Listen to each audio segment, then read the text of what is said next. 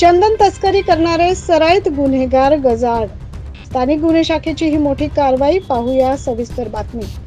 नाशिक शहरासह ग्रामीण भागात मागील काही दिवसांपासून इतर गुन्ह्यांबरोबरच चंदन तस्करी करणारे देखील सक्रिय झाल्याचं पाहायला मिळतंय।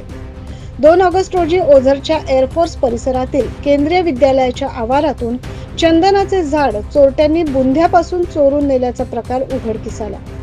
या प्रकरणी ओझर पोलीस ठाण्यात अज्ञातांविरोधात चोरीचा गुन्हा दाखल करण्यात आलाय।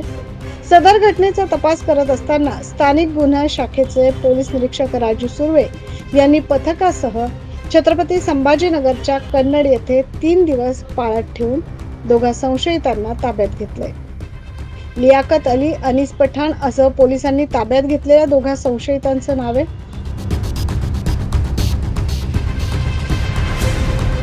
पोलिसांनी त्यांची कसून चौकशी केली असता त्यांनी याआधी देखील इतर 6 ते 7 साथीदारांच्या मदतीने नाशिक शहरातील विविध भागात चंदन चोरी केल्याचं कबूल केलंय।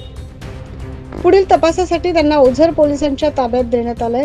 सदरची कारवाई नाशिक ग्रामीण जिल्हा पोलीस अधीक्षक विक्रम देशमाने, अप्पर पोलीस अधीक्षक आदित्य मिरखेलकर यांच्या मार्गदर्शनाखाली स्थानिक गुन्हे शाखेचे पोलीस निरीक्षक राजू सुर्वे, सहाय्यक पोलीस निरीक्षक गणेश शिंदे यांच्या पथकाने केली। Bureau report 9 news Maharashtra.